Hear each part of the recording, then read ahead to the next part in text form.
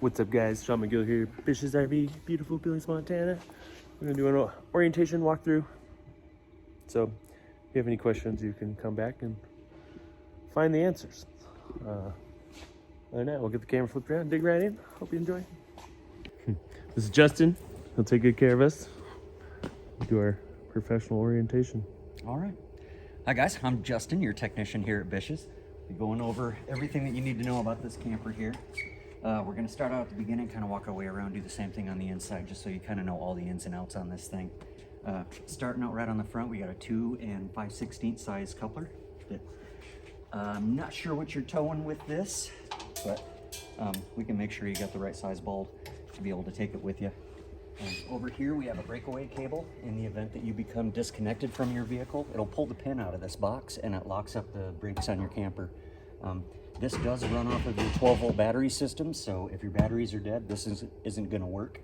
But one cool thing that a lot of people don't know is when you're actually plugged into your vehicle through your 7-way plug right here, your vehicle will also charge up your batteries on your camper too, so that's a nice little bonus. At the top here we have our 30-pound propane tank. Simple service valve on the top, righty tighty, lefty loosey to open and close. Our safety chains on the front right here.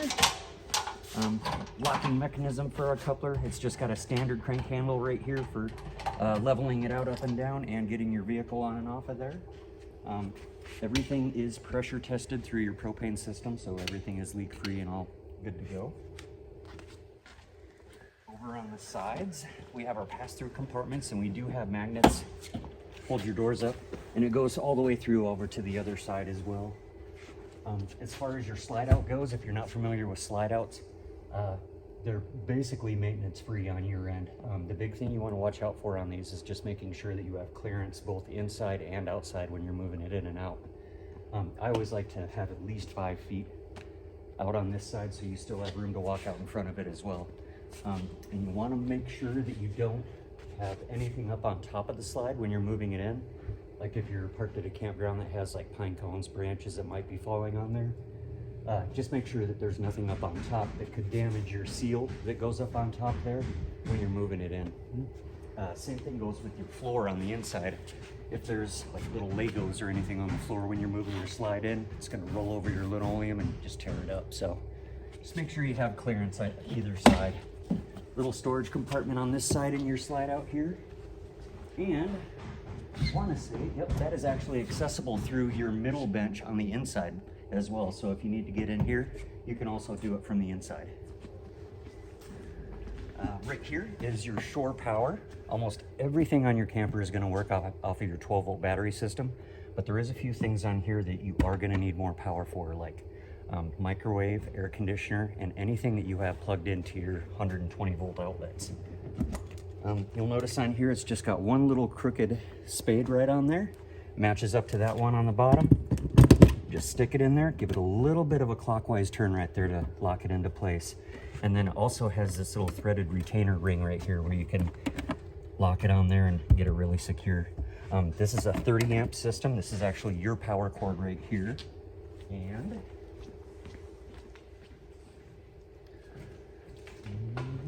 the end of your power cord looks like so, but you can get adapters to these to where it'll fit right into your normal 110 volt residential outlets. That way, when you get home, you actually have some place to plug it in at if you don't have that style plug. You have bumper end caps on the end here for storing your sewer hose in. That's something you're going to need to pick up. These don't come with sewer hoses, so they got these end caps on either end for that. Down over here, we've got our city water connection. If you're going to a campsite where they do have water supplied, you would just take your hose, hook it up to the hydrant, hook it up to this side right here, and all the pressure from that system is going to provide all the water pressure you need for this camper. So you wouldn't need to run your water pump or pull from your fresh tank or anything like that. Down underneath it here, you got 2 holding tanks. You've got your black holding tank on the right-hand side, and then your gray holding tank on the left-hand side. So this is your valve right here for your gray tank. Your gray tank is going to be for your sink, your shower, a little bit cleaner water. And then over here, this black valve, this one is just for your septic. This one's toilet only. So when you're going to dump this, you just hook your hose up to this side. The other end goes to your dump station. Open up your black valve first, get that nasty water out of there. And then once that's done draining, close it up and then open up your gray tank and use that little bit cleaner water to clean out the hose and everything when you're done. You do have an input right here for satellite and cable. If you're at a campsite that offers it, you just plug in on this side for your input side. It is pre-wired for a backup camera, so if you want to get a backup camera down the road, it makes for easier installation. Same thing with the ladder mount right there. It doesn't come with the ladder, it's sold separately, but if you want to get a ladder in the future, it's really convenient up there. It's collapsible, stores in your front compartment, and it actually goes up about 2 feet beyond your roof, so it gives you a little something more to hold on to. Right here, we've got our fresh tank fill. So if you guys are at a campsite that doesn't have water, this is where you would fill your fresh tank up at. And once it starts spitting out at you, it's full.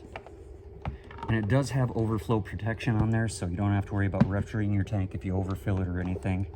And to drain this, the drain is right down below it, right here. Just kick that guy open, it drains right out. And we actually have this camping ready right now, just so we can see everything working. Your spare tire, it's actually the same as what you have on there right now. It's got the same PSI tread style. So if you do get a flat, it's not like you'd be rolling around on a little donut or anything. Over here we have the back of our tankless water heater. These things are great. I love these. About the only thing you ever really need to do back here is you got an on-off switch right there. That's off right there. The line is on. If this is sitting in storage, I always turn this off just because you have a digital display on the inside. And if this is on, that's going to be on the whole time too. So you don't want that draining your batteries. So if you got it in storage, just shut it off right there.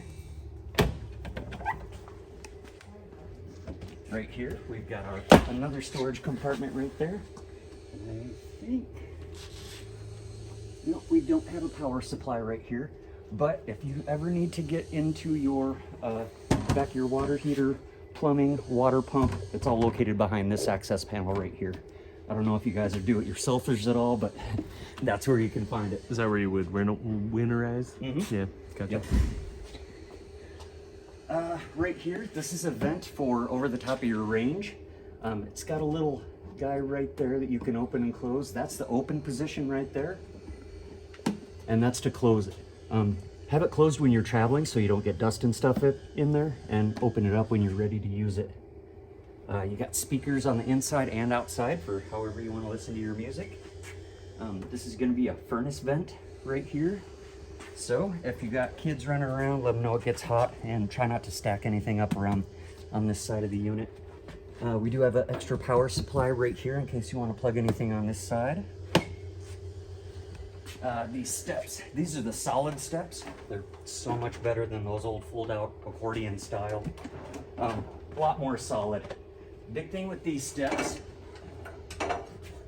is just make sure that you have your door open enough so it doesn't catch anything on your door to damage it when you're taking the steps in or out.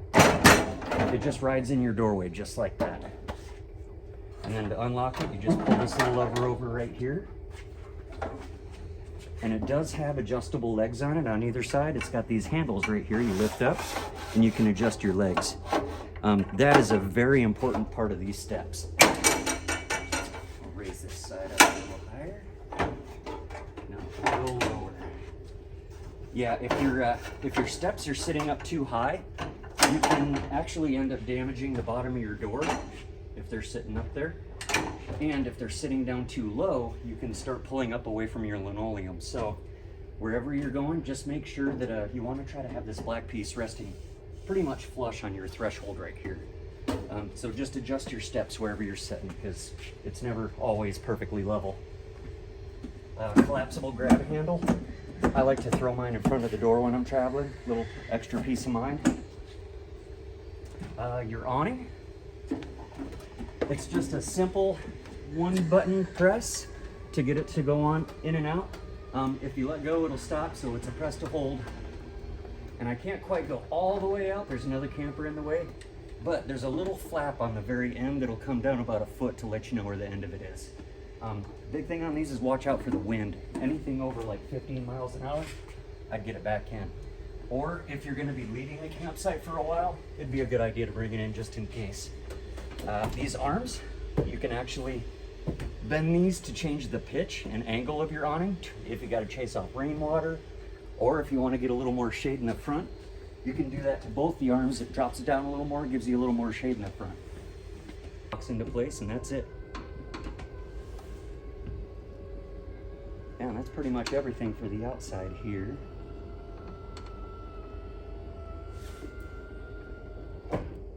All right.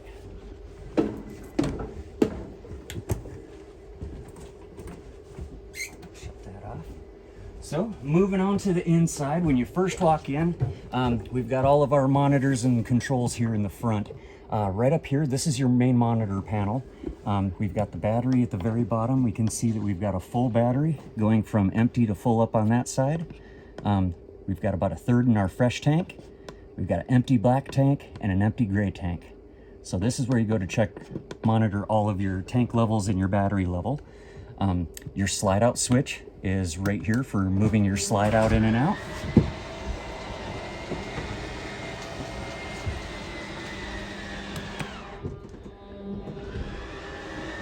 Yep, and then up above, it's the same thing for the awning. It's just press and hold until you don't hear any more noise.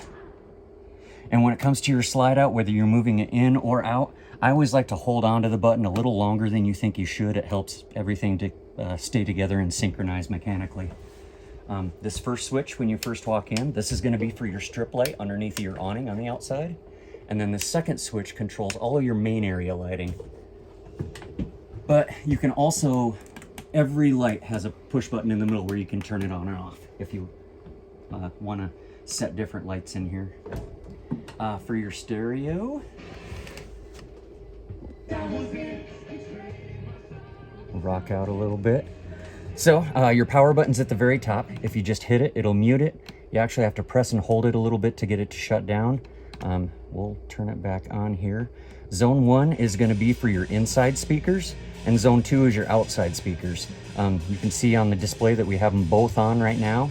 If we turn off Zone 1, our inside speakers, that'll turn red, and it'll also disappear from the display. So now we just have our outside speakers on. But you can choose between AM, FM, your Bluetooth. You can hook up to your phone, listen to everything you want through your Bluetooth. You got more power options down here on the bottom, USB plus HDMI port if you want to hook anything else up to this. So that's pretty much everything for right here. Over on this side, this is where we've got our solar controller. Your solar controller is already set for the types of batteries that you have.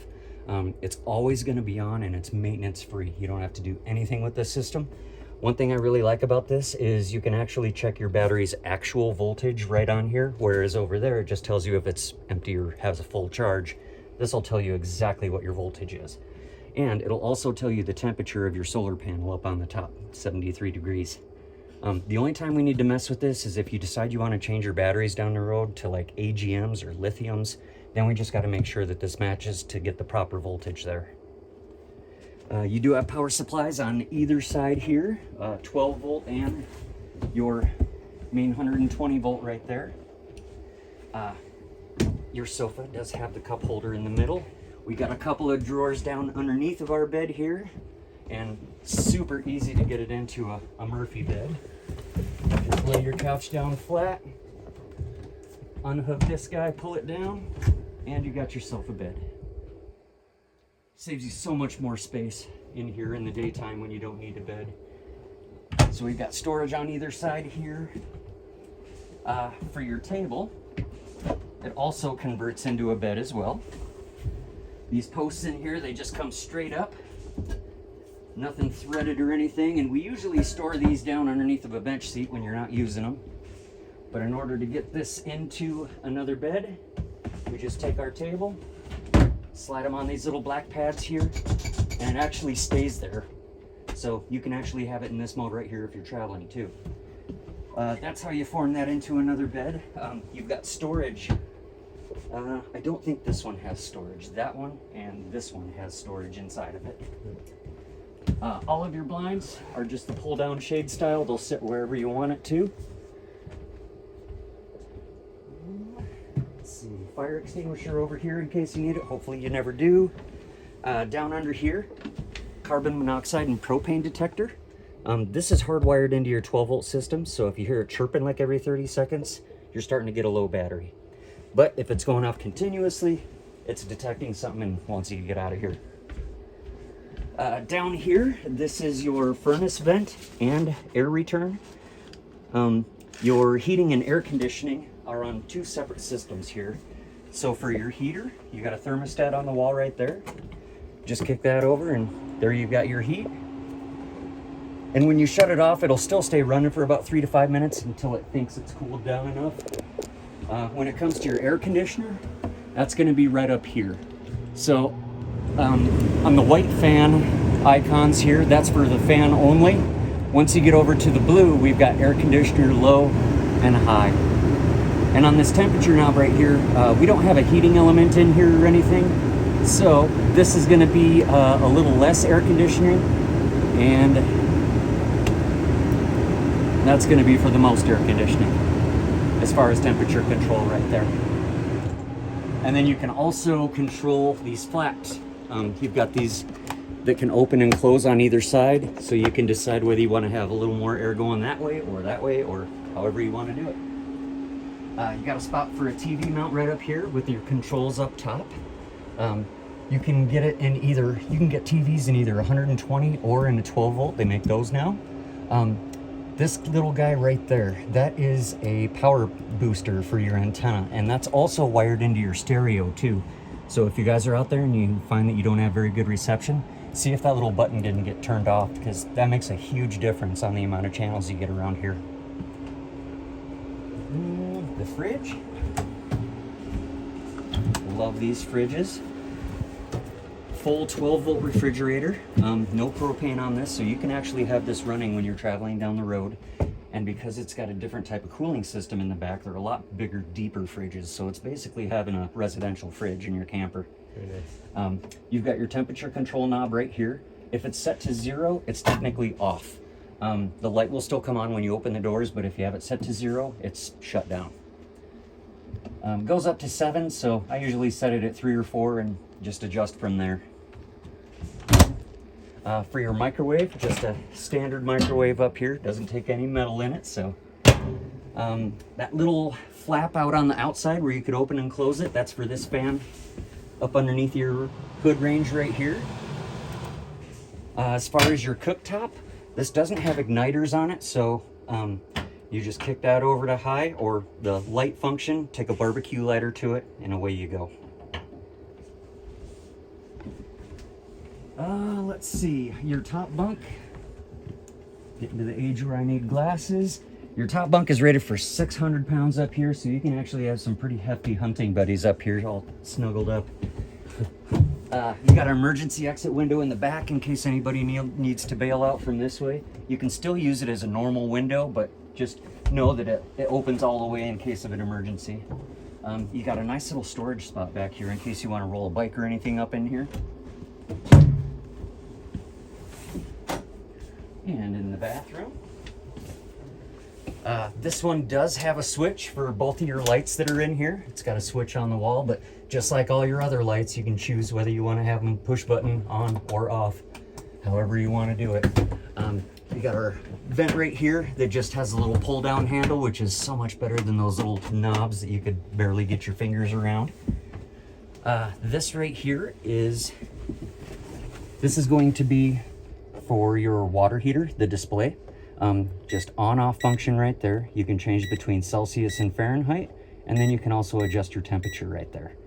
Once you kick your water on, you'll notice these icons start popping up. That first one is sensing water going through the system, then the blower kicking on, and that's what you're looking for right there, that flame icon.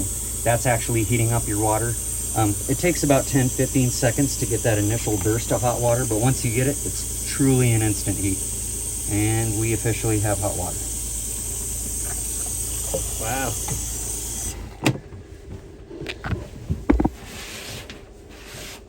Our shower right here. Not a lot to explain about a shower.